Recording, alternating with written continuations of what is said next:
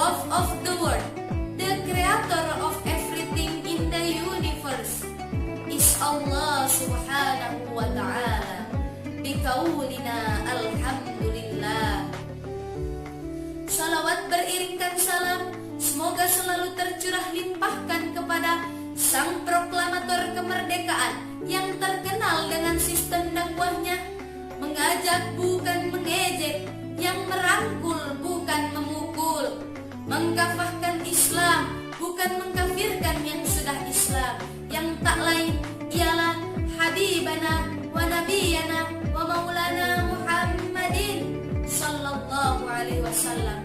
Hadirin wal hadirat rahimakumullah. Ramadan bukan hanya sekedar bulan menumpuk amal. Banyak orang menganggap ditumpuknya salat tarawih, salat witir, salat sunnah qobliyah ba'diyah, tasbih, duha, tahajud, ditumpuk lagi dengan sedekah, berbagi sedekah dari mulai sahur sampai dengan berbuka bersama. Kemudian dilanjutkan lagi dengan berzikir, membaca Al-Quran, khatam berkali-kali. Ketika ditanya, ini semua untuk apa? Dijawabnya, untuk bekal 11 bulan ke depan agar santai. Jadi, mindset atau pola pikir kita perlu diluruskan bahwa bulan Ramadan ini adalah bulan pendidikan manusia di dalam ilmu logik, ilmu mantik, disebut dengan haywanun natik, yang artinya hewan yang dapat berbicara, yang dapat berkomunikasi dengan baik. Jadi, yang membedakan manusia dengan hewan adalah terletak pada adabnya.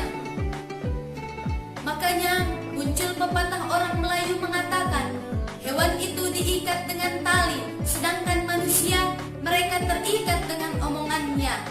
Jikalau ada manusia yang tidak bisa menepati omongannya, maka ikatlah ia dengan tali. Apa maknanya?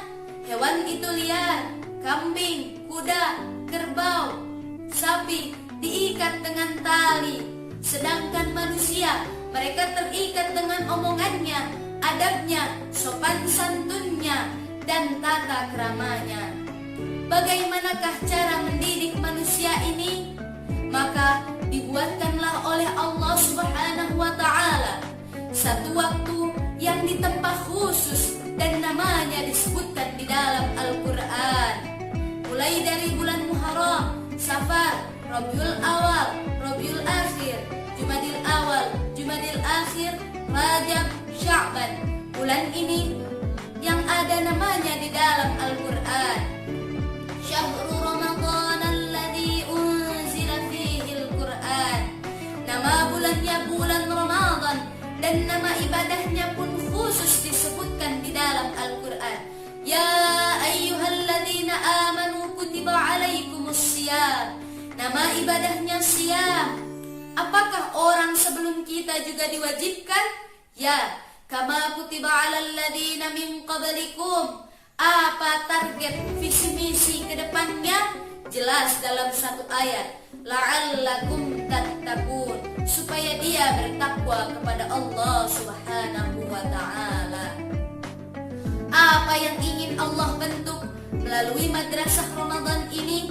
Yang pertama, bagaimana orang terbiasa bangun di awal hari, sebagaimana doa Nabi sallallahu alaihi wasallam, Allahumma barik ummati fi bukuriha.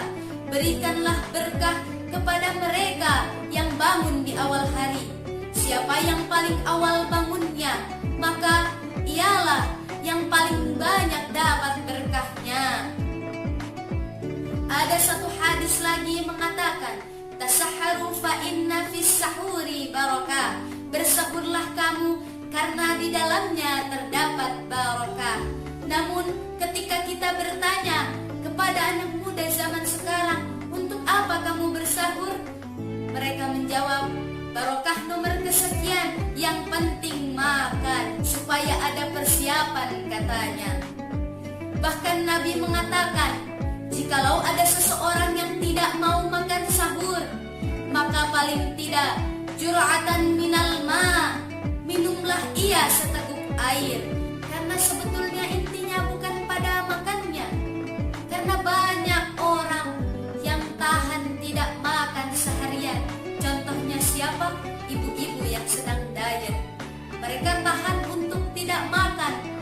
makanan yang mereka sajikan hanya dihirup dalam satu tarikan nafas, selesai, bertenaga. Jadi sebenarnya intinya bukan pada makannya, tapi terletak pada bangun di awal hari.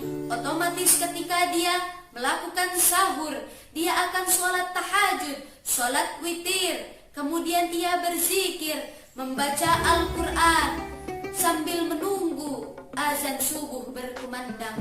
Setelah sholat subuh, ia duduk di ruang tamu bersama keluarganya, bercengkrama, bertukar pikiran, menanyakan kabar. Itulah bentuk dari silaturahmi. Ini adalah bentuk pendidikan awal. Selanjutnya apa? Bagaimana membiasakan diri untuk sholat di masjid. Sab'atun yuzilluhumullah, 7 golongan yang mendapatkan naungan dari Allah Subhanahu wa ta'ala. Wa rajulun qalbuhu mu'allaqun fil masajid.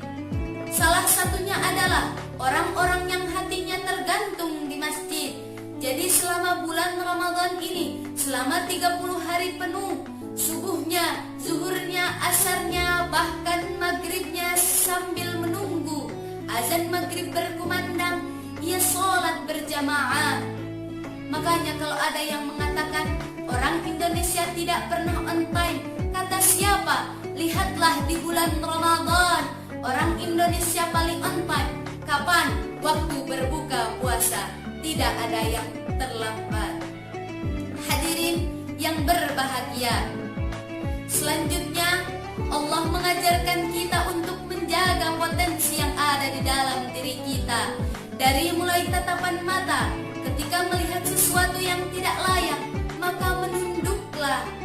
Jikalau ada yang mengajak kita untuk berkelahi, memancing emosi kita, katakanlah padanya, "Inni shaim." Aku sedang berpuasa. Karena orang yang sedang menahan lapar, gula darahnya turun, emosinya naik, maka dari itu ia akan mampu menahan semuanya. Selanjutnya kita diajarkan untuk berbagi. Dari mulai berbuka puasa, kita diajarkan untuk menahan hawa nafsu kita. Ketika siang hari melihat air-air yang ada di danau-danau, rasanya ketika waktu siang hari tidak cukup untuk menghilangkan rasa haus yang ada di tenggorokan. Namun ketika azan maghrib berkumandang, ketika waktu berbuka puasa datang, baru 2-3 butir kurma ia makan, baru 2-3 teguk minum, kemanakah hawa nafsu tadi siang? Malamnya pun di bulan Ramadan tidak terasa begitu panjang. Karena apa? Karena diisi dengan sholat isya berjamaah, dilanjutkan dengan sholat sunnah tarawih, sholat sunnah witir, kemudian dilanjutkan dengan kultum pengajian. Lalu ia bangun di malam hari untuk melaksanakan qiyamul lail. Siangnya siam, malamnya qiyam.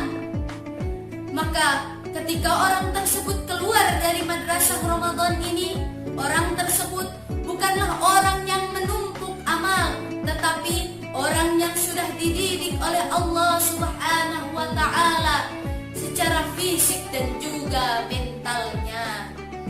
Hadirin yang dirahmati Allah, kapankah waktu yang paling baik untuk kita beristighfar kepada Allah?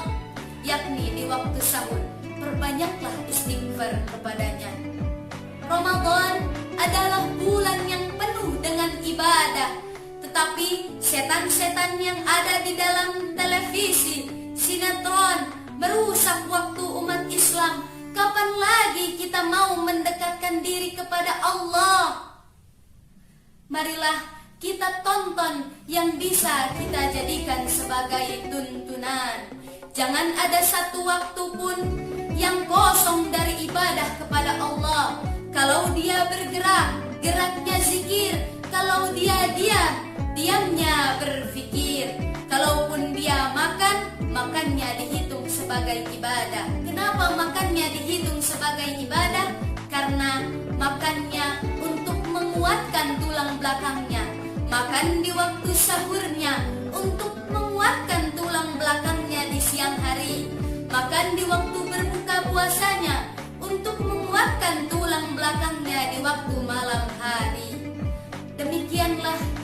bisa saya sampaikan. Pergi ke hutan membeli madu, madu disimpan di dalam peti. Ibadah Ramadan dijalani dengan syahdu, semoga keberkahan selalu menyertai. Wabillahi taufiq wal hidayah, waridha wal inayah.